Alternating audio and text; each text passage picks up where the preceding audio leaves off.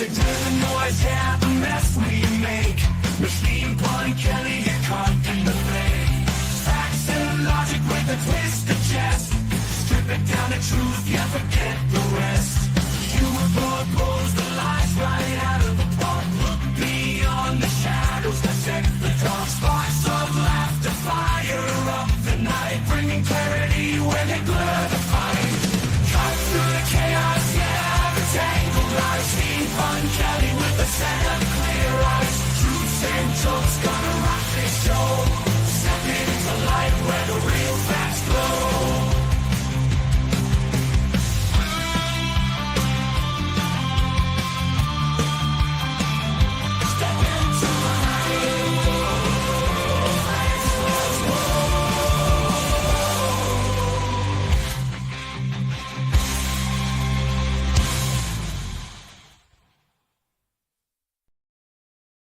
Hello and welcome to today's episode of The Pun Show.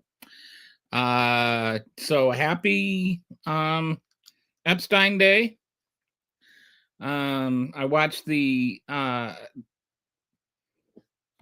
press conference with all the victims, and I was really kind of taken back to the when the sentencing of Larry Nassar happened, and the victims of Nassar testified. And I just kind of remember, I was just thinking about the same thing. Sorry, I got a little issue here.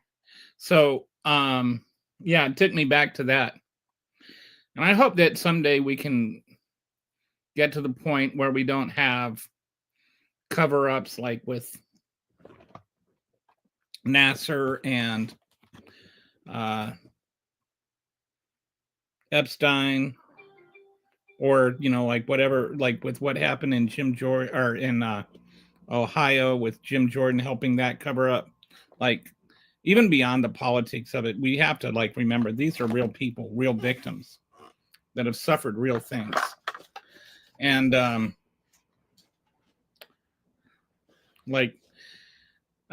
was struck as the women were testifying today, that each one of them was, saying this is not about politics. And I think we have made this into such a political thing. And if Trump did anything, Trump should go to jail. And if Clinton did anything, Clinton should go to jail. And anybody that did anything should go to jail. But it shouldn't just be like the political aspect of things, well, if there was anything in there, Biden would have done it, would have, just stop with all that. Biden was wrong to not release them. Biden was wrong to not release them. He was wrong to not release them before. Now it's that he didn't release them means that there was nothing in them. And it's just, there's this weirdo thinking that MAGA is, everything has got to be weirdo. They can't think, just everything has to be in terms of Trump to them. It can't just be, hey, rape is wrong, and that's it. That's the end of the story. That's that whole story. Raping children is bad. That can't be the be all and end all of the discussion with these clowns. But rape is wrong. It's always wrong. It's wrong if Trump does it. It's wrong if Clinton does it. It's wrong if Prince Andrew does it. It's wrong if Humpty Dumpty does it. I don't care who you're talking about. Sorry, I've got a weird situation going on with my laptop setup here. But anyway, I just wanted to touch on that really quick. If you can watch it on YouTube or something, I suggest watching it, because I think seeing the women made me realize again how much this is about them and not about Trump. It's about the victims and the victims getting justice. It's not about the politics. It's not about ruining Trump's presidency. It's not about the Democrats hoaxing or whatever. It's about the women getting justice. These were girls that were trafficked. Just little girls. 14, 15-year-old girls. And I don't know. I mean, like, have you ever known a 14 or 15-year-old girl? I mean, like acting like they were, like basically women or whatever is just insane. I get so tired of that kind of nonsense. Oh, they were women. They just, they knew what they had, forget that. Okay, so I wanted to touch on that real quick, and then I wanted to touch on right now the butthead is on the TV, and he's talking to the Saudi crown prince that, saws up journalists into little tiny pieces.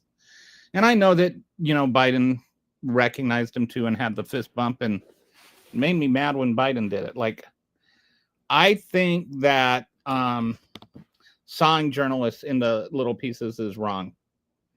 And I don't think that you should be able to get to a certain point where you have enough power that it becomes okay. But clearly that's what's happened. If you have enough money, then you can sit there and Donald Trump's little gold plated Oval Office and joke and smile and laugh, even though you sawed up a journalist into little pieces because they said things you didn't like. All right, so we've got some comments here. Sorry. Hi, Fancy Pants. Find out what Agent Red Girl is. Okay, I'll look it up. The only one raping anything here is you. No, honestly, I don't even know what that's supposed to mean. I haven't ever raped anybody. And yes, there were children raped with Epstein's operation. I didn't say anybody who raped anyone, but they were raped. It's like such a why even have the take like that? Like, why are you defending it? Then OP, I don't know what that means. Quick, flag. And then you. Okay, I don't know what's going on with all this. So okay, the first, sawing people into pieces is bad, and raping little girls is bad. So the next thing I want to talk about, this will be the first main thing I want to talk about today, is Lindsay Halligan and this court case. Which, for those of you that don't know, she is the prosecutor prosecuting James Comey after the Comey case. After the previous prosecutor said, "No, I don't want to bring charges against him. There's not enough evidence," and then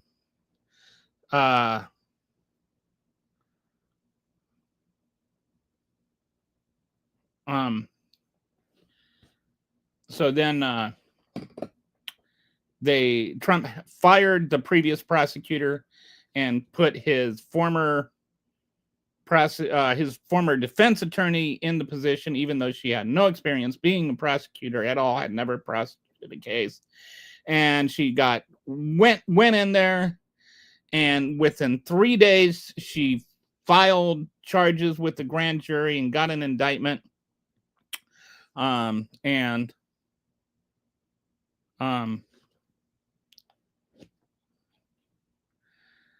These comments are weird. So, got an indictment, and now the case is brought before a judge. The judge looked at the case, and there were, we'll just say, a few minor problems with that. Some of the one reporter even said it is the worst case she had ever seen. The judge actually said it was the worst case he had ever seen.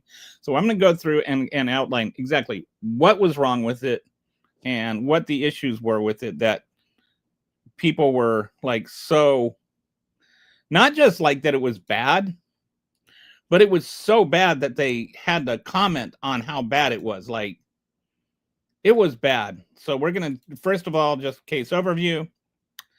I'll just go through this. I'm switching screens, so if there's more weird comments, I won't see them until I come back over here.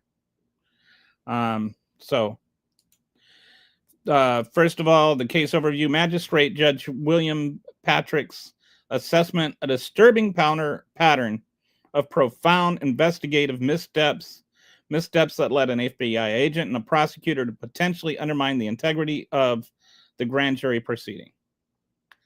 So James Comey, the former FBI director, was the defendant. He's been accused of lying under oath to the Senate. Lindsay Halligan is the prosecutor. She's the interim U.S. attorney. She wasn't appointed by the Senate. We'll get to that in a minute because that could be problematic too.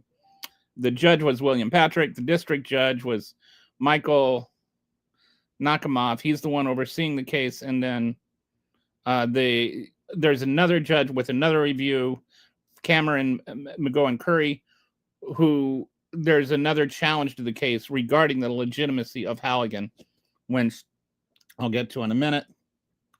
Eric Seibert was the previous attorney. He retired on September 19th under pressure because he was told, I want to bring these, Trump wanted to have these charges brought against Comey before the statute of limitations expired. So then he appointed Halligan as interim U.S. attorney, and 3 days later, she indicted Comey. Then, since then, Letitia James has been indicted, and the judge criticized indict first, investigate second.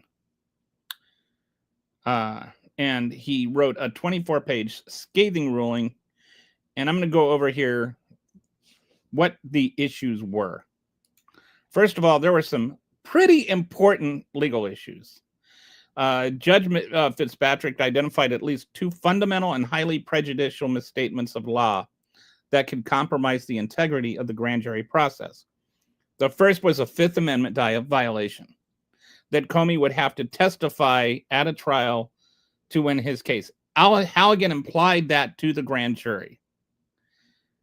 And the Fifth Amendment actually does the opposite. It guarantees, I plead the Fifth. Anybody knows what the Fifth Amendment is. I don't see how anybody that actually has a law degree could not know that you can't be compelled to testify against yourself at trial. But she implied that he could, and then if he didn't, then that could be inferred against him by the jury. Which is 180 degrees the opposite of true. I do not know how somebody passed their law bar without knowing what you learned in high school. The judge said the prosecutor's statement ignores the foundational rule of law that if Mr. Comey exercised his right to not testify, the jury could draw no negative inference from that decision. This may have led grand jurors to believe the burden shifts to Mr. Comey to explain away the government's evidence rather than the government proving the guilt beyond a reasonable doubt.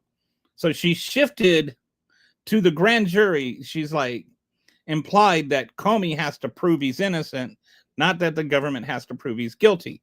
Then when you factor that in with the second major issue, she said the grand jury didn't need to rely on the evidence before them because the government had more and better evidence that would be presented at trial. Okay.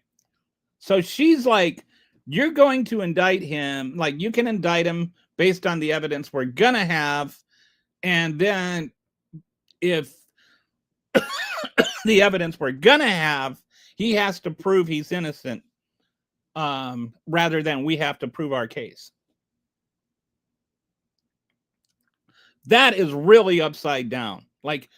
Two of the most foundational aspects of criminal law, that you have a right to the presumption of innocence and that you can't be made to testify against yourself. Those two things she got wrong. These are things you should know just watching any legal show on TV. Even Law and Order gets that one right. That is so foundational. You should know that in fifth grade, and she has a law degree. Her legal evidence consisted of, trust me, bro. That was her case to the grand jury.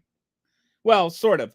There's some other things that she presented too, but those become problematic also, and I'll get into that.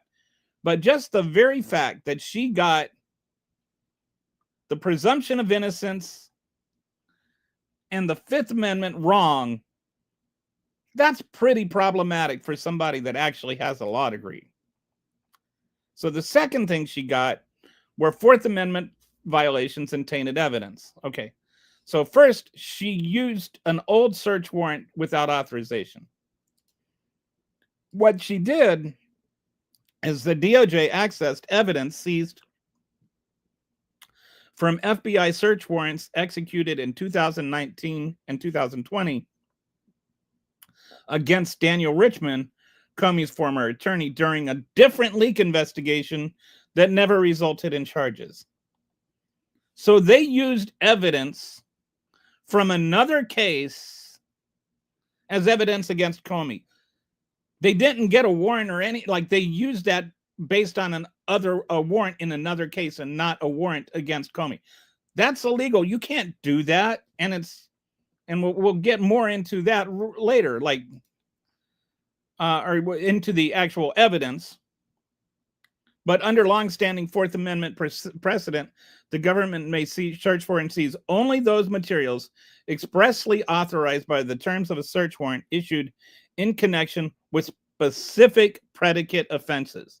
So, like, you can't use a search warrant against, Bobby Simmons and then find something against Harold Roebuck and then prosecute Harold Roebuck based on that warrant. You'd have to get a different warrant for that. The DOJ failed to make time to properly filter out the confidential attorney-client communications before charging Comey. That's an additional concern. Okay, then the second thing, this is about the attorney-client privilege violations. An FBI agent testified to the grand jury after reviewing potentially privileged information between Comey and his attorney, Daniel Richman. Judge Patrick called this highly irregular and a radical departure from past DOJ practice. Material that could have been protected by attorney-client privilege may have been exposed to the grand jury, potentially constraining the entire proceeding. And this illegal testimony regarding illegally obtained evidence was the only witness testimony that was presented to the grand jury. And then the rest of the evidence was, trust me, bro. I'm starting to see some reasons why this, might get thrown out.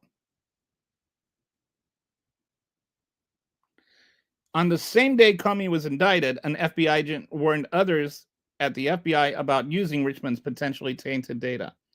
So they also knew this data was tainted. She knowingly had this guy present tainted data, or tainted data, this tainted testimony.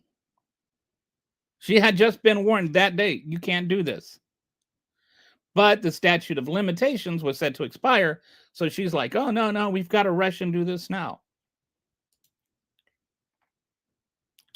So the judge's overall assessment, the nature and circumstances surrounding the government's potential violations of the Fourth Amendment and court orders established a reasonable basis to question whether the government's conduct was willful or in reckless disregard of the law. So she used illegally obtained data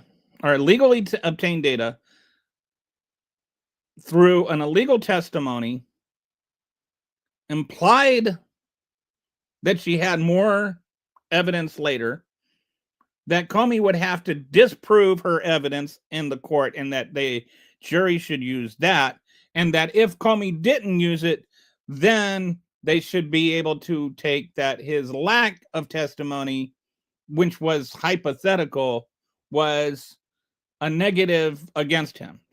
So all kinds of just like bedrock constitutional issues here. These aren't like technicalities. These are basic foundational constitutional rights that she's just totally butchering. Then there were 2 hours of the grand jury proceeding for which there is no transcript or audio recording. We don't have any idea what happened during those 2 hours. That's an issue. And yes, the grand jury proceedings should be secret from the public, but they shouldn't be secret from the defense. Like, the defense has a right to know what happened in the grand jury. Don't know. The DOJ says that's the time period when the jurors were deliberating behind closed doors, which could not be included in a transcription. But the judge found that explanation insufficient and noted that the materials were incomplete. She said sections of the transcript appear to be missing. Since the transcripts and everything is redacted, it's kind of hard to know exactly what happened. But the judge did not find the explanation sufficient. And this is the other part of what happened. Halligan initially thought a 3-count indictment. The grand jury rejected one of the 3 counts. 7 minutes later, she presented the 2-count indictment, was prepared and signed. So how did she get that indictment typed up, signed, and approved by the grand jury in 7 minutes? It's unclear whether the final 2-count indictment that was filed in court was actually presented to the grand jury for their deliberation and approval.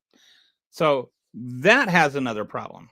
Like, did the grand jury actually indict, even see the indictment for which Comey was indicted?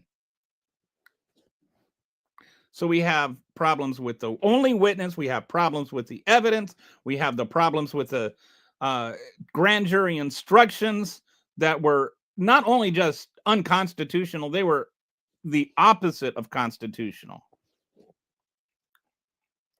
And then we're still not done. Whether or not she's even legally appointed, this is the other case.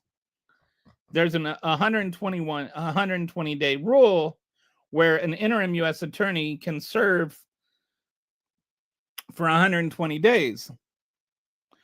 But after that 120 days, you can't just refill it for another 120 days.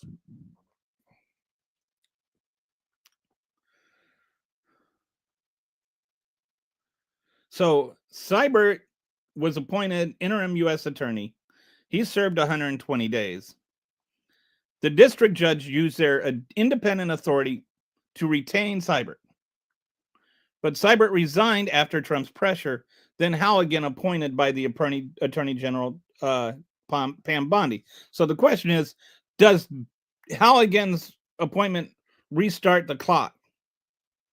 Because there still hasn't been a Senate-approved Attorney General in that spot.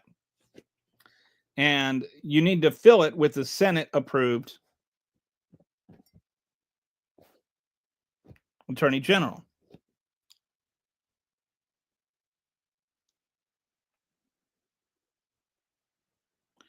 The Comey defense says it doesn't. The DOJ says it does. And they say, like, the Halligan defense is that there's nothing in the statute explicitly that states it or implies it, but the very existence of the 120 days implies it. Like, you know, implies that the idea is that you have to have somebody Senate approved within that 120 days. Otherwise, what's even the point of having the 120-day limit? So this is a separate case, regarding the thing, but this is a separate case being heard by a separate judge. So Fitzpatrick said the DOJ must turn over all grand jury materials to Comey's defense team, including transcripts, audio recordings, and all evidence presented. And so there's a few cases. One, the case could be dismissed based on government misconduct. I think that is certainly possible and probable. The statute of limitations expired, so the case cannot be refiled if dismissed. Then it could also be dismissed if Judge Curry rules Halligan was not lawfully serving as the U.S. attorney. The indictment is void. And the irony of this one is that part of the legal reasoning behind this case is actually Cannon throwing out the documents case brought by Jack Smith, saying that Jack Smith wasn't lawfully serving as a U.S. attorney. Like, Jack Smith had not been Senate appointed. Of course, Jack Smith was not a U.S. attorney. He wasn't acting as a U.S. attorney. He was acting as a special counsel, so it's different. But that means if it applies to him, it should apply to Halligan. It doesn't mean that if it applies to Halligan, it applies to Smith. The standard for Halligan, since she's a U.S. attorney, should be higher. Even if the case proceeds, core evidence obtained through improper searches may be suppressed, gutting the prosecution. So even if it were to go, the sketchy evidence that they gave, the illegal evidence that they gave to the grand jury, which was all the evidence they had, there's no evidence left. So the extra evidence is, oh, we're going to have a good case by then. Like, no, they won't. It's going to be even worse than what they got the DOJ on. And here's the thing. The reason that they don't have a good case and the reason they don't have good evidence is because he didn't do it. Like, he's innocent. He is not guilty. He did not do the thing which they are charging him with. He did not lie to the Senate. The whole case is even based on actual case is a lie. They're saying that he lied to the Senate, but he actually told the truth to the Senate, and the case revolves around the confusion over two different people named Andrew. Okay. So the discovery proposal was rejected. Oh, these are other judicial rebukes. So she was rebuked for her discovery. Okay, saying it would cause needle. I didn't look into that, so I don't know what that. The day before Comey's major motions were due, Halligan's team requested an expedited ruling on the filter protocol for handling sensitive evidence.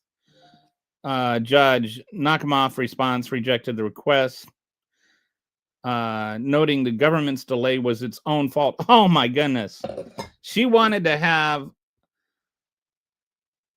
an expedited ruling based on her own incompetence, or the government's own incompetence. I guess she had only been there for 3 days, but I think it's because the other lawyer had decided that there was nothing to prosecute. So now you've got, like, multiple judges have questioned Halligan's approach to the case, and I don't think that it's going to. I think that this thing is going to get thrown out of court really soon. But, like, when you put it all together, you had an illegally appointed attorney bringing up unconstitutional charges against an opponent, giving the grand jury unconstitutional instruction, and using illegally obtained evidence, and using witness that was a legal witness testimony to get the indictment. And then the indictment evidence was basically, trust me, bro, I'll have more evidence at trial. So this is why I can see people going, this is the worst case I've ever seen. That if there was anything botchable, it was botched. It is it is just insanely incompetent. And this is why you don't have insurance lawyers acting as U.S. attorneys. Like, usually you don't even, like you don't have entry level prosecutors as U.S. attorneys. This is like higher up. It's not like an assistant attorney or something like that, where they're learning the ropes or something. This is just like when the boss's son comes in and takes over the business. And this is coming from the DEI administration. DEI is bad. It should just be merit. She has no merit. She literally does not have merit. That's not even a controversial statement. Halligan had never prosecuted a case. She had no business. She has no business in that role, which is why nobody's going, like why Trump doesn't want to have it go before the Senate. Because even the Senate, even the Republicans stands in the Senate know this is a ridiculous appointment.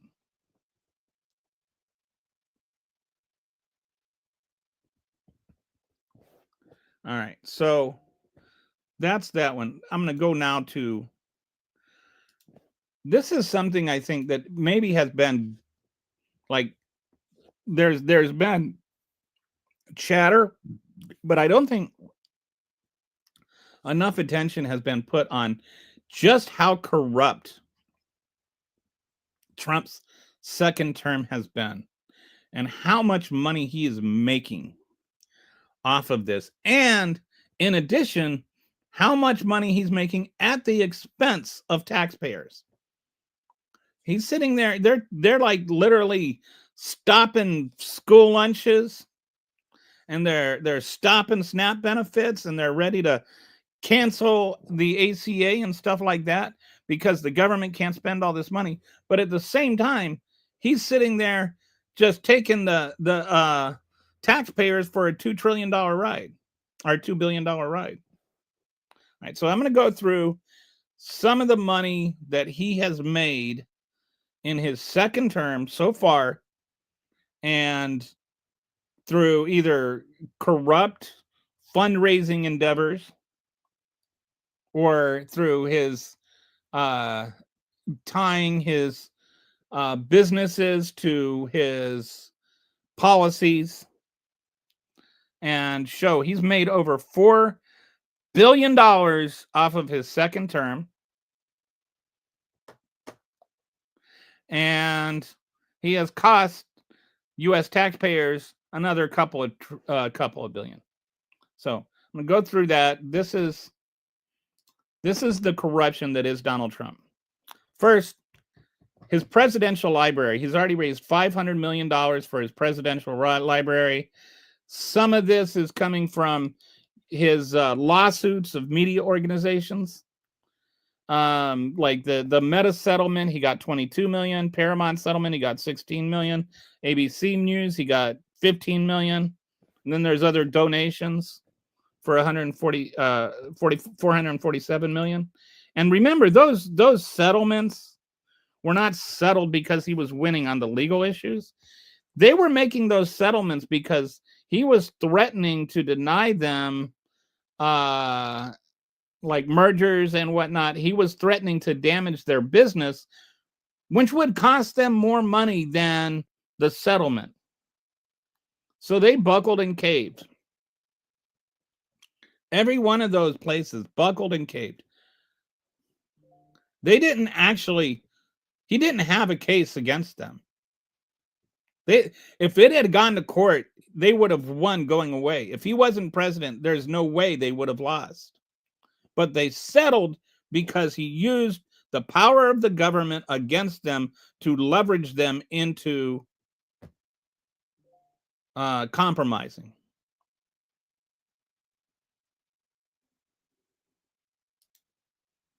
So that he's got $500 million in counting. His crypto ventures, his income from World Liberty financial token sales and Trump meme coin.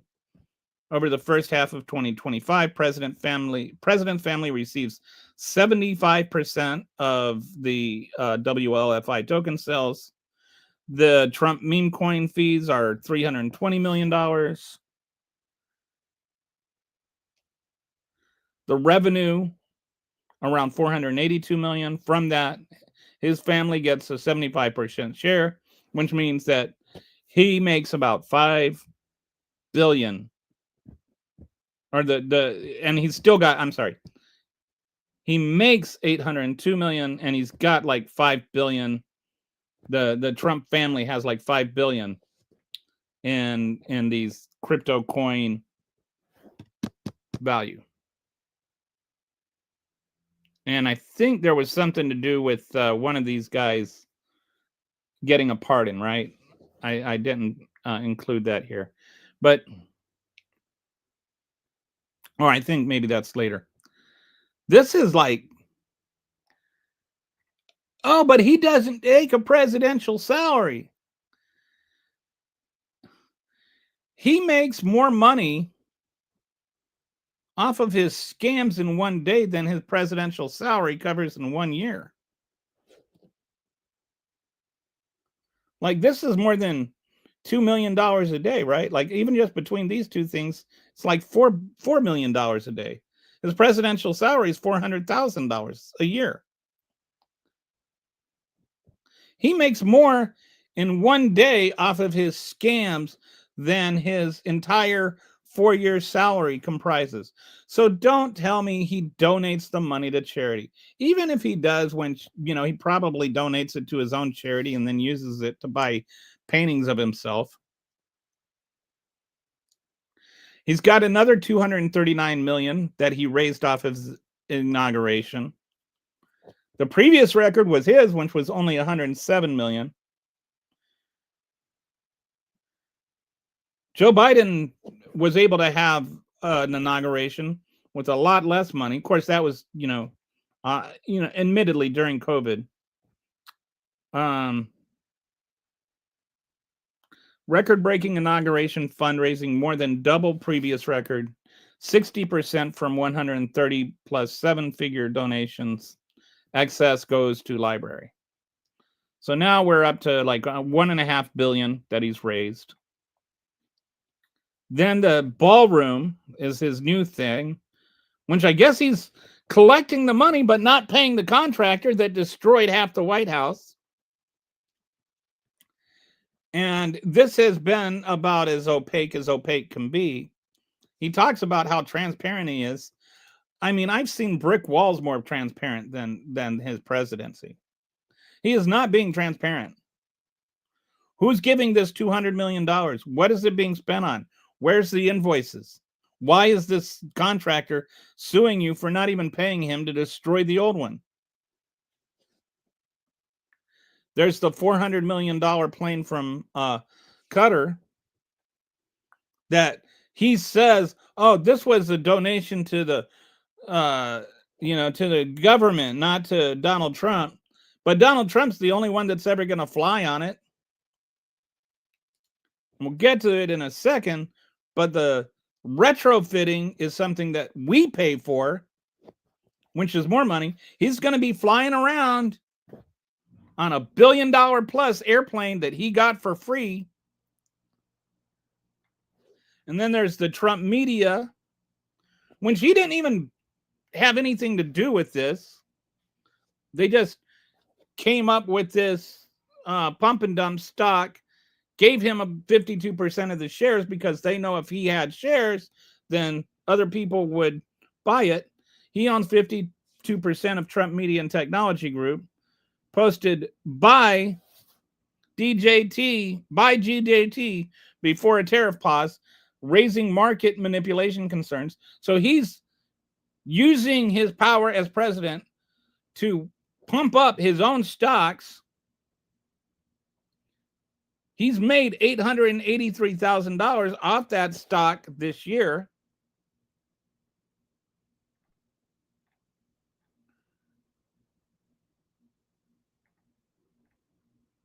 So here's like kind of he's made $2 billion off of Trump media. It's $400 million off the plane, $200 million off the ballroom, $239 million off his inauguration, $500 million off the presidential library, and $802 million off of the crypto So this is we'll just go to the next tab. So now what's this costing the taxpayers? Believe it or not, this is actually costing the taxpayers money. We are losing money so he can make $4 billion. All right. So how does that work? First of all, the Cutter plane, the retrofit, could cost up to $1 billion. And to pay for this, they're not even including that in the budget. They're taking money from the nuclear missile programs, which then has to be replaced, right? So that could cost up to $1 billion, and we will never know because it's classified. But he's going to be flying around in this $1 billion plane that was given to him by Qatar. And we're supposed to believe that's not a violation of the Emoluments Clause. And what are the taxpayers paying for? All of it. We're paying for all of that retrofitting. We can't afford to buy kids' school lunches, but we can afford to buy Donald Trump a $1 billion airplane, or upgrade his $1 billion airplane that he got for free. So Senator Tammy Buckworth puts it this way: far from saving money, this unconstitutional action will force taxpayers to waste over $1 billion to overhaul this particular aircraft when we currently have not one, but two fully operational Air Force One aircraft. So this is just some of the things that we are taking money from: food stamps, federal school lunch program, NIH medical research, veterans health care. These are all things we don't have money for. So they were cut in the big, beautiful bill. But they're all things we have money for: Trump's personal $1 billion airplane. Then that's not the only place that the taxpayers are losing money. So this is going into his pardons. So he has all these people he pardoned, right? And then they're paying like $1 million to charity, to one of his inauguration fund, or to the ballroom, and all that kind of stuff. And then they get pardoned. Well, Trevor Milton, the Nikola founder, convicted of fraud. He and his wife donated $1.8 million to Trump committees before he was pardoned, saved him from a 4-year sentence and a $676 million restitution to defrauded shareholders. So the victims of his crime do not get reimbursed because he got pardoned. But Donald Trump got his $1.8 million. The total cost of his pardons, $1.3 billion. That's the total cost to the shareholders and taxpayers and whatnot. James Galenas, that's going to cost us $84 million. He was a serial fraudster who defrauded union pension funds and the Native American tribe because Republican witnesses became Republican witness against Biden, pardoned by Trump. So these union workers and Native Americans are out their union pension because of this pardon and because he became a witness against Biden. You got Todd and Julie Chrisley. I remember when their crappy show was on TV, and I would never watch it, but I'd always see the promos during basketball games and just thought, what kind of morally bankrupt person would want to watch this show? But anyway, they were convicted of bank fraud and tax evasion. They got forgiven a $22 million debt to the U.S. government. Todd bragged the Fed got effed and went shopping 12 hours after release. This is like supposed to be one of those Christian people. Paul Welzak, He was a nursing home executive who stole from employees' paychecks. His mother donated $1 million to Trump at Mar-a-Lago 3 weeks before the pardon. And so that pension, or that those paychecks that he was supposed to repay, $4.4 million in wage theft that just got forgiven.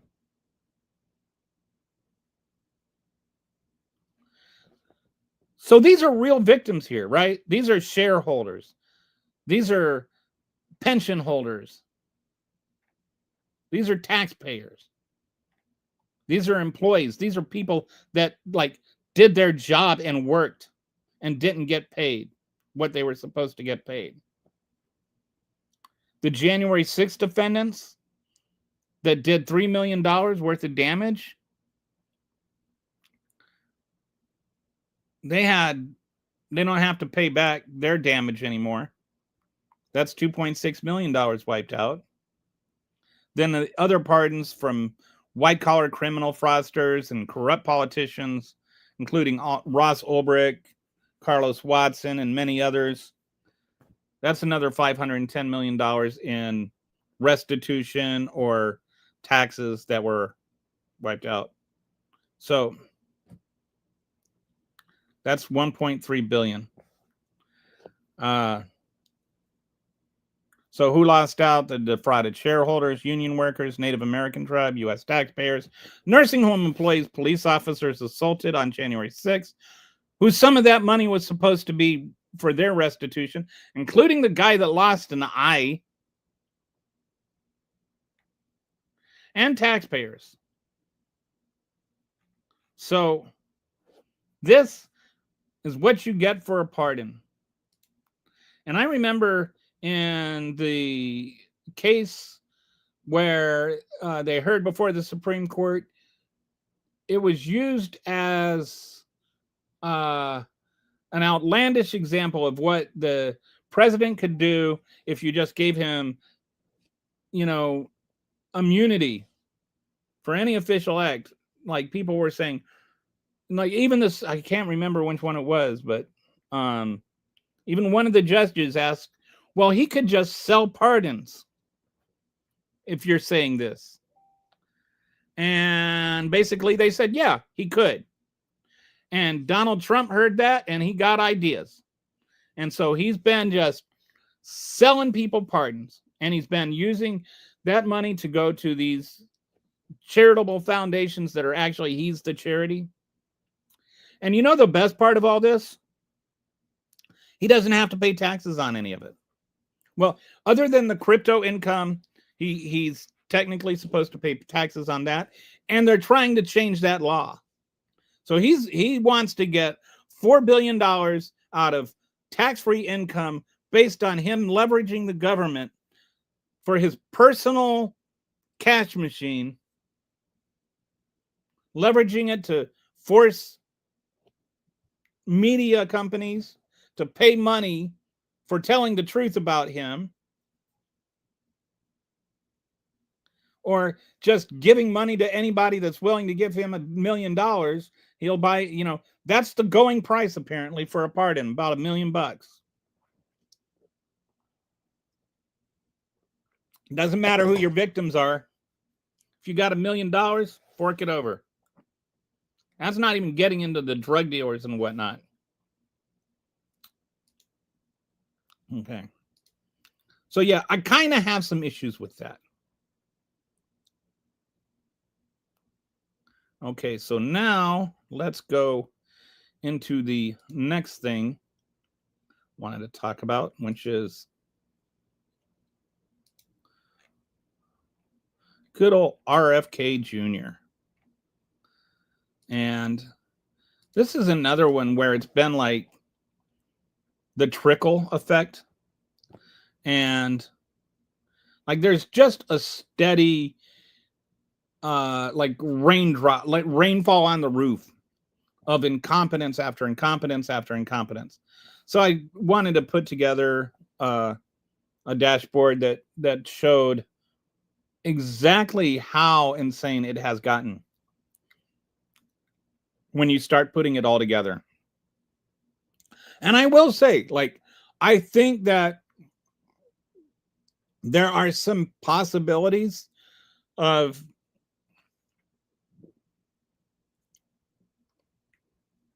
things that could be positive with him. Um, like I like the like I think that we should eat healthier as a country. I don't think that the way to sell that message is to show yourself eating with the president at McDonald's. I don't think that uh, getting Coke to switch, or even I don't even think they got Coke to switch to from corn syrup to cane sugar is the way to do that. I think if you drinking Coke with cane sugar is still unhealthy. It's just not as unhealthy. I don't think that the idea of taking weight loss drugs to counter the fact that you have to eat processed food because you live in a food desert, I don't think that's the answer. He says he's all against processed food, but then he does nothing to help people in food deserts get real food. He just helps them to lose weight through weight loss drugs after he takes away their Medicaid, after the Republicans take away their Medicaid and ACA benefits. So I don't know how they're gonna. Anyway, the whole thing is just insane. I suppose you can say that they can get it on, the Trump pharmacy, whatever thing it is. But then how do they get the doctor to subscribe it? They can't afford to see a doctor. So the whole thing is just insane. But here we are.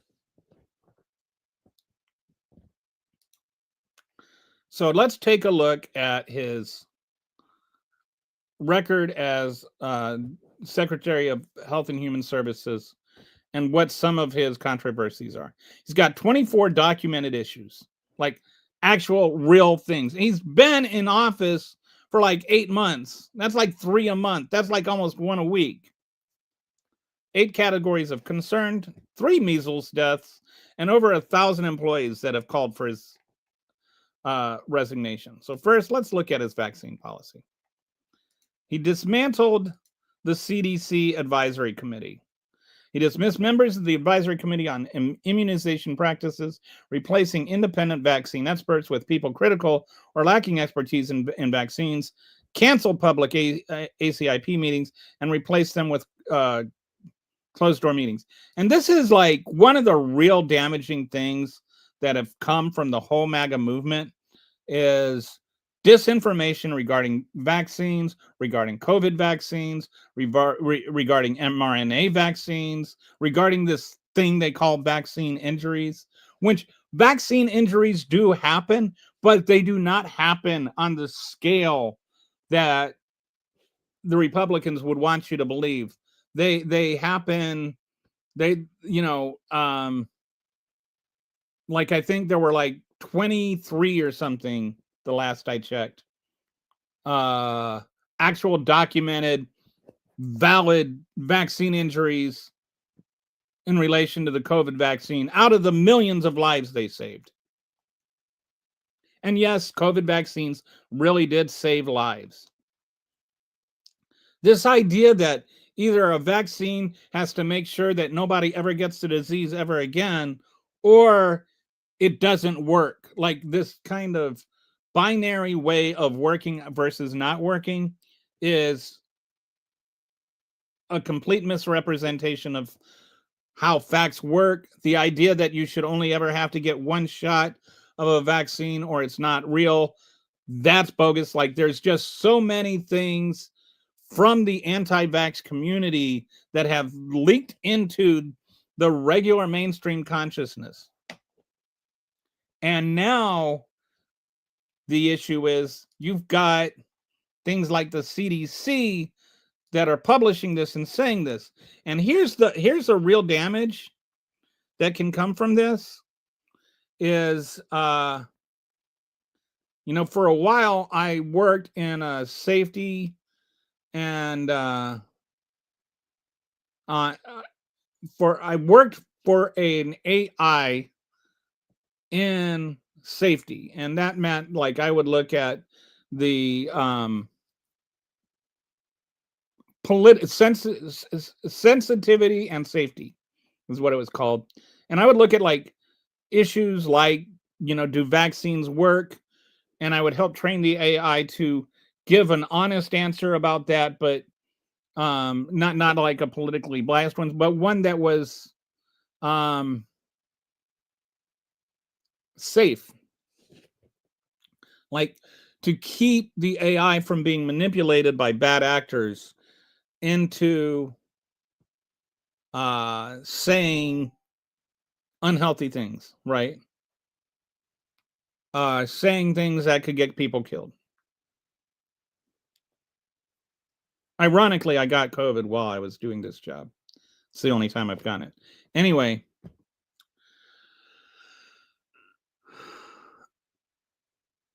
they had certain websites and certain sources that we would use to vindicate, like to vindicate positions. One of those was the CDC. But now something that would have been used to debunk junk science is now being used to support junk science. So when you go to the AI and you ask it whether something is valid or not, they're going to the CDC. They're pulling up this junk science being spit out by RFK Jr.'s little junk science committee, and you're being told that this junk science is actually the real truth. Then other sources would be like, legitimate news sources. And when I say legitimate news sources, like either Fox or MSNBC could be used, CNN could be used, the Washington Post, the New York Times, like actual news sources. Although, some people could question whether some of those might have biases or not. But when I'm taught, that's in contrast to things like the willfully distorting the news sources. But those sources would cite like the CDC as their source. And so it's kind of like the same thing, right? You're just still quoting the CDC, it's just once removed. And so even when you're like looking at AI and trying to fact check these things, the thing is now you don't have a way to fact check the source of the facts. You have, I guess, to put it this way, alternative facts now are being considered the valid facts, and actual facts are being considered the junk science. And that's an issue. Like, I have a problem with that. Like, I really want to know if my vaccine works, if the vaccine is going to save my child's life. And it's not just about the mRNA vaccines. It's about, do vaccines cause autism? No, they don't. And there's like study after study after study. But now you have a guy who is intent on proving that vaccines cause autism in spite of what the science says. And he's touting that as he's the one supporting the science. So anyway, he's defunded mRNA research, which mRNA research is huge. It's saved millions of lives during the pandemic worldwide. It's saved millions and millions of lives. And it's got so many other applications. But now, the whole thing, he canceled $500 million in contracts from mRNA vaccine development, terminating 22 research projects with universities and pharmaceutical companies, including Pfizer, Moderna. Emory University falsely claimed mRNA vaccines are ineffective and unsafe. And they'll just criticize this and they'll say, oh, it's just about big pharma. And it's like, why is it that capitalism is awesome when you're supporting Elon Musk, but if a pharmaceutical company invest money in something that saves lives, then all of a sudden it's an issue. And the people that like, oh, well, just follow the money. And then they have these YouTube channels where they're saying just follow the money. And in the middle of their thing, they keep stopping and selling their food supplement that is going to, work for you not having cancer, or their special super high grade vitamins that are going to stop you from having cancer. They're making money off of telling you to follow the money. Why follow the money of the pharmaceutical companies and not the money of the people telling you not to listen to the pharmaceutical companies? There seems to be a bit of a double standard there. So he removed COVID vaccine recommendations, which that means that your insurance company might not cover it anymore. You can say, well, it's just about freedom of choice. What happened to freedom of choice? Now people that choose to get the vaccine cannot have access to it unless they have money. They no longer have a choice to get the vaccine. If you want to say people shouldn't have to get the vaccine, that's fine. I have all kinds of issues with it because I think that there is such a thing as herd immunity. And George Washington would have also had issues with it. He made his soldiers get a vaccine for smallpox when it was an experimental vaccine. Guess what? He saved a bunch of lives doing it. We probably wouldn't have a country if he had not had a vaccine mandate. If you think about it. If our soldiers had died, we would have lost the revolution. But he saved soldiers' lives by mandating they get the smallpox vaccine.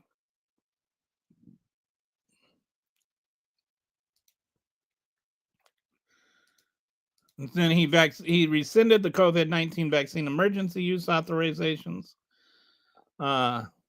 without providing data or methods used to reach the decision.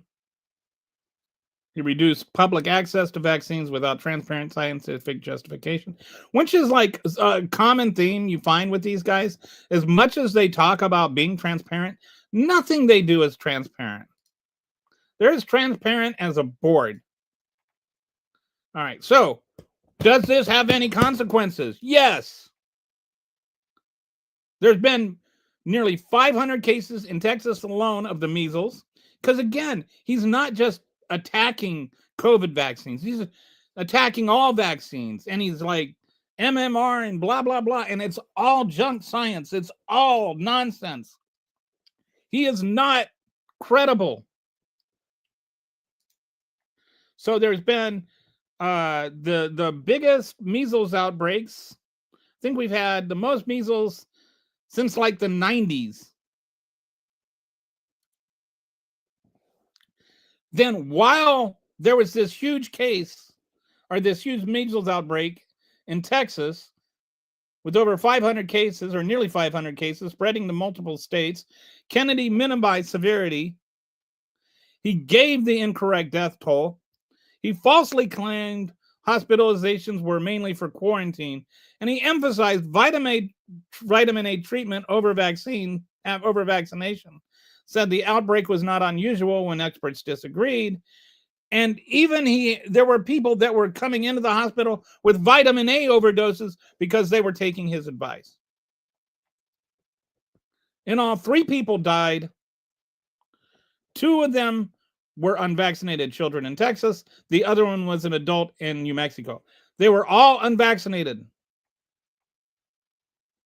They were the first measles death in the U.S. since 2015.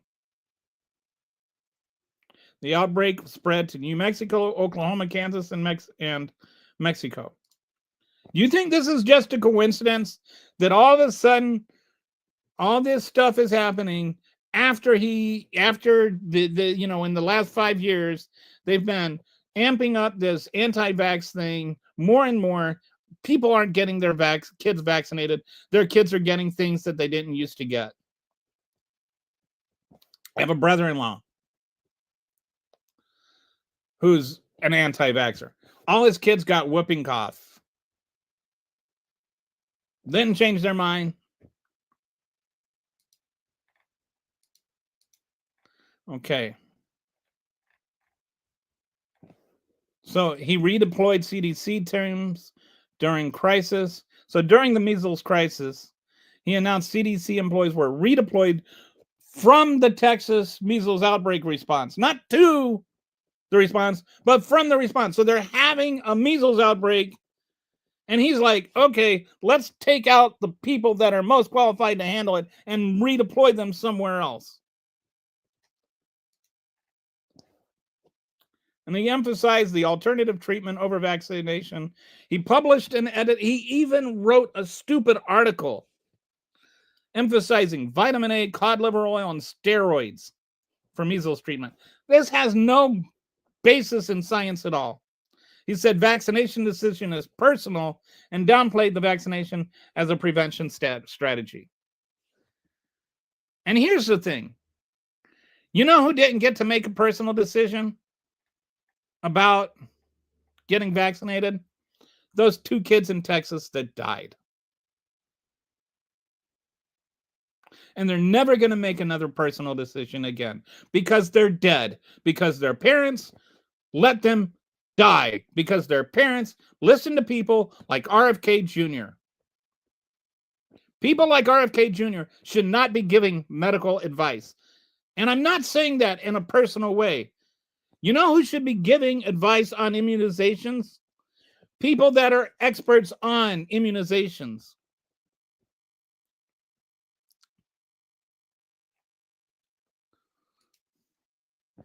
So he's been so incompetent.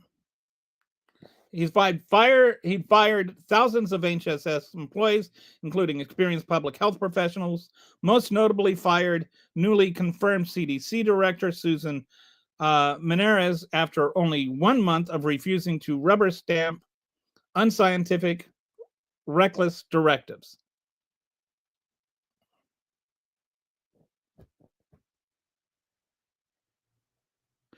And I think this was about, there was a report about super processed foods, and she did not just go along with it. She went with the science and not with what his report said. This is the one I believe that was like the AI one that was just riddled with errors and was just totally just nonsensical. So she didn't want to sign her name to that. So she got fired. And the thing is, when you're not just putting idiots in charge. The people that know what they're talking about are being fired or leaving. You're losing this expertise. So and then as you lose that, you're going to fill it with more idiot slots. This loss of institutional knowledge and expertise is really, really important. Like, I don't think we know how important it is. I can't imagine going through another case of, like another instance of something like COVID with the current idiots running the CDC and DHHS. Do you really think that Dr. Oz and RFK Jr. are ready to handle something like that? He fired the Senate confirmed CDC. Okay. And he replaced independent vaccine experts with political appointees and vaccine critics on key advisory committees. He boosted supporters of debunked vaccine autism theories. He's really been locked in on this whole vaccine thing. A vaccine causes autism, which is, again, it's just been debunked 6 ways to Sunday. But he's putting in quacks in place of people that know what they're talking about. All right. So then there's his handling of mental health and substance abuse. He fired staff and attempted to eliminate the Substance Abuse and Mental Health Services Administration, the federal responsibilities for supporting states with overdose prevention and mental health services. See, this is one of the things that I find unreconcilable. Like, On the one hand, you have an administration that is allegedly so concerned about the overdose epidemic that we're killing people on the high seas under suspicion that they might be trafficking drugs. On the other hand, you're firing people that are literally the most qualified to deal with people with drug problems and prevent drug overdoses. Psychiatrists say this undermines overdose prevention efforts during addiction crisis.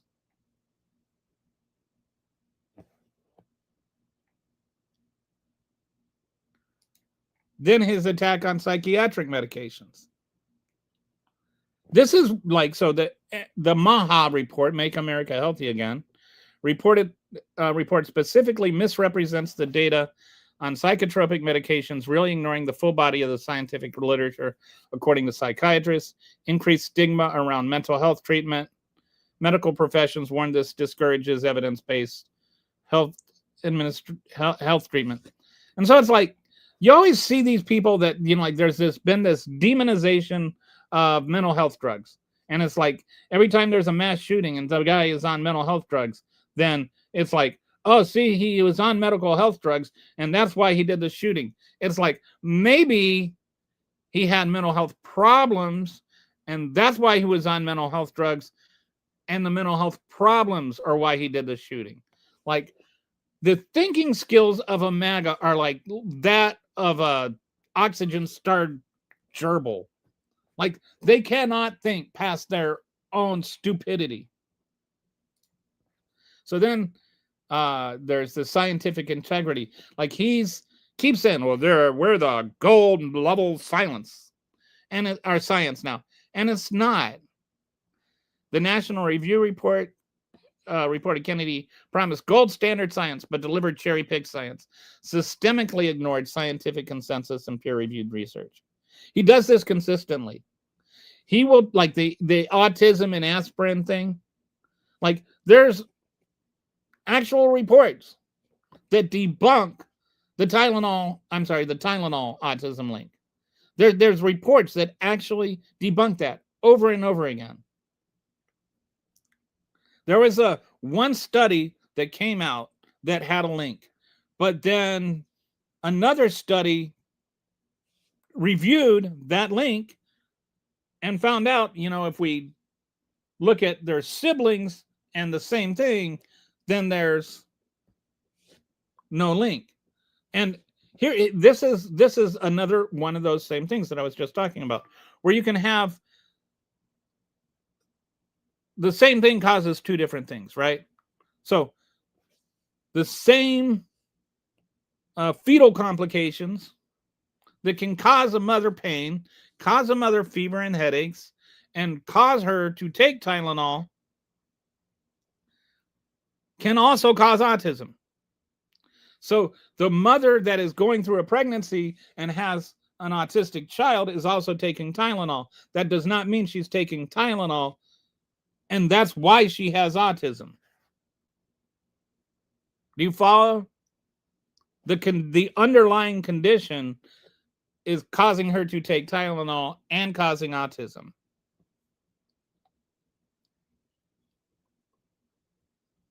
So then he mandated political review of research. And this is where it gets kind of weird. Like, he wants to say that the research is political, but actually it's only political in the sense that it disagrees with his politics.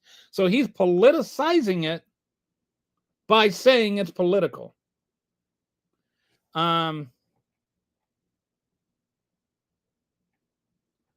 So, like, one of the things he does is he talks about DEI. A lot of this is DEI. And so, like, there's a study that there's a study that he talked about that trans people have a correlation with dementia, right? So there was a study that was being done to understand the link between trans people and dementia. And He called that a DEI study and he canceled the research. Sometimes certain groups of people are more tied to a certain condition, and it has nothing to do with politics. And I'll give you a perfect example: sickle cell anemia. For whatever reason, Black people are more prone to sickle cell anemia. It's almost exclusively disease associated with Black people. And, you know, you get to, there's some other things that are like maybe just like West African tribes have a certain connection to some things. And I think LGBTQ or like lesbians have birth problems that non-lesbians don't.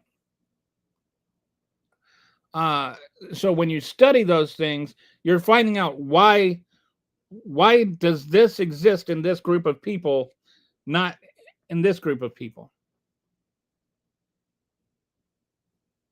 He would call that a DEI study. And so basically anything that does not exclusively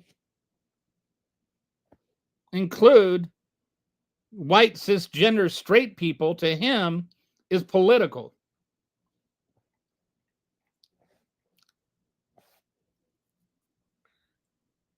And sometimes it's not, you know, sometimes there can be a difference in how things are treated because of medical bias. Like, why do Black people get less pain medication than white people? You know, could there be a medical bias there? You know, there's always, you know, like, oh, well, Black people can suffer more for some reason. That is entrenched in our medical society. There are women, you know, are more likely to be diagnosed with like imaginary diseases, like where, oh, that's just in your head. Women are taken less seriously by doctors. Why is that? There are real things that we need to look at and evaluate in terms of, is there bias in our medicine? Is one thing that really needs to be reviewed. If you don't see race, how can you see racism? If you don't see sex, how can you see sexism? Like, these are real things that actually exist. If you don't look for bias, how can you ever see bias? Right? Then there's also the possibility that these are things that are unique to the condition. Like sickle cell anemia being among Black people has nothing to do with medical bias. It has to do with Black people are more susceptible to it. So these things need to be researched. Is this a medical bias, or is this an actual physical bias? Is there a reason that trans people are more likely to have dementia, or is there something else?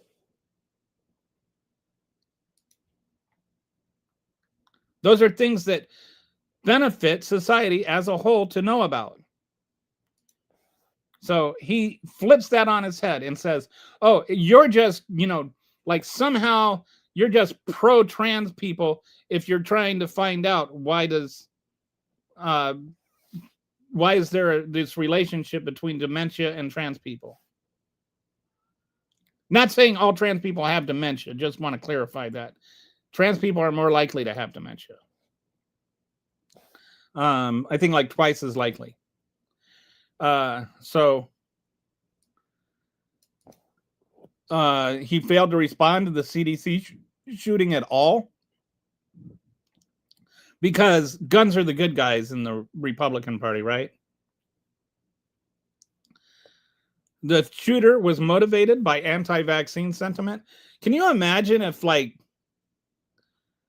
some trans person shot up the Pam Bondi's office or something? Like, how much would come out of that? But yeah, a shooter motivated by anti-vaccine sentiment goes and shoots up a CDC office. Didn't hear all this stuff about we need to stop the rhetoric, did we?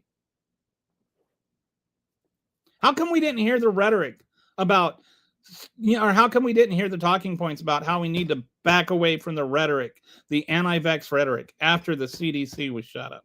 Where was the Secretary of Health and Human Services when that happened? And so, of course, if you work for the man, you're probably not all that inspired. So over 1,000 current and former DHHS employees signed a letter calling for Kennedy's resignation, citing endangerment of U.S. health. Many signed anonymously, fearing retaliation. Which, I mean, can you blame them? So, and this is not like, this doesn't happen for any cabinet secretary.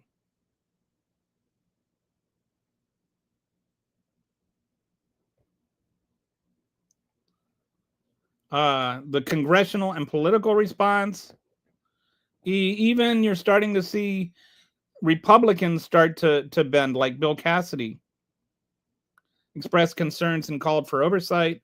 Senator Dick Durbin called him dangerously unqualified. There needs, like, maybe he needs to be impeached. Like, he is really, really, he was the number one concern, even over like Kash Patel for me. Like, because this man can get people killed. And not just people killed by the hundreds, people killed by the millions. He is really a dangerous person. Not dangerous because he wants to kill people. Not dangerous because he's trying to. Dangerous because he thinks he's protecting them and then killing them with his ignorance. RFK Jr. is one of the most dangerous men in America. And because he's been empowered with things he should not be empowered with. So this is his a little history of his. The measles outbreak in 2019. Kennedy traveled to Samoa to discourage measles vaccine. There's a measles outbreak in Samoa, and he goes over there to say, "Don't get vaccinated." The outbreak killed 83 people, mostly children. This is what I mean. When the same thing happened in Texas, he's like, "Take vitamin A and cod liver oil." This showed, before he was ever Secretary of Health and Human Services, that this was way he was going to handle these sorts of things. He's founded and led anti-vax organization until 2023. Organization continues to run massive anti-vax propaganda machine supporting his DHHS policies. And this is not like real science. This is not like the other side. This isn't like a legitimate scientific view. This is junk science. Read about it. It's all junk science. All this stuff about mercury and blah, blah, blah is just junk science. The whole link came from a guy, what's his name? Hang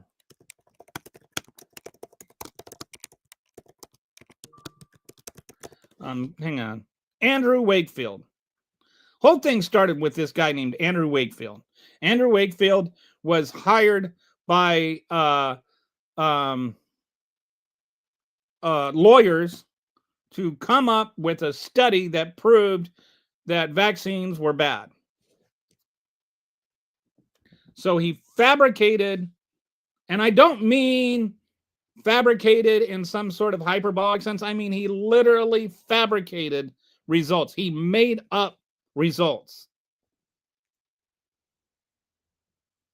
And this is still the backbone of all of this anti-vax stuff. Is something that this one guy that made up stuff for and got paid like 50,000 pounds. This was in England for a fake study that he didn't do because it was fake. And then there was like, oh, and he had, talked about, these were kids that didn't have autism, and then they got vaccinated, and then they had autism. And it was like, some of them had autism before they got vaccinated. I mean, it was just a completely bogus report. But this is the basis for the entire anti-vax movement, of which RFK Jr. has become the champion, and for which Children are dying in America under his rule or under his instruction, under his whatever you want to call his reign of terror as Secretary of Health and Human Services. He is not in any way qualified to do this job. He is inept, he is incompetent, and he is dangerous. And his danger is not his intent, his danger is his incompetence. And it's even worse than incompetence because it's incompetence that he thinks is knowledge. He thinks he's the one that really knows what's going on. There's nothing so irritating as talking with somebody who thinks that they know everything and they know nothing. And you actually know what you're talking about. Like, I wrote about basketball for like 15 years. I would watch basketball for 12 hours a day and write about basketball for 12 hours a day. I knew I like actually read the players' agreement. The contract, like the entire thing from top to bottom. I knew the entire roster of every single team. And I'd have people write or like send me a DM saying, "Oh, here's a trade. What do you think of this trade?" And it would be the most ridiculous trade. There is no way that, I'll send you my 4 worst players for your best player and you get 4 and I get 1. And it works out with the salary cap. As though the other team would want to do that. And I would just be like, this is ridiculous. There's no way the other team would do it. And they're like, oh, yeah, you just don't like it because it's not your idea, And it's like, no, I actually understand what I'm talking about. Fake trades, I hated fake trades. I get so many of these things. Anyway, my point is, sometimes people do know what they're talking about, and when you really know what you're talking about, and somebody thinks they know what they're talking about, it's even more frustrating. It's even more annoying. Think about whatever you do for a living. Whether you're a painter or a plumber or a brain surgeon or a teacher, you're doing it for a living means you kind of know something about it. Like you actually understand it. And imagine that you're now sitting there and you're having dinner with somebody and it's like not really a friend of yours. It's just like this person that, is somebody brought over their new boyfriend or whatever, and you're having dinner together and they're telling you about, like how to thread a pipe and you're a plumber. And what they're telling you is just completely wrong. You can either correct them, you can politely listen to them, but you're not going to be convinced by them. And if I told you, well, you should have an open mind, and you're like, they're suggesting that we make pipes out of cardboard, like there's some things where enough to know there's no point in having an open mind about this. Like, this is so stupid, it's not worth discussing. And that's where the anti-vax crowd is. What the anti-vax crowd says is so far away from science, it's not even worth having a discussion. And instead, we have those people not only in charge, but those are the people that are saying this is what the science is. And so now you've got the AIs that are all saying, okay, the really, really stupid thing is the right thing, and the right thing is the really, really stupid thing. That's the danger.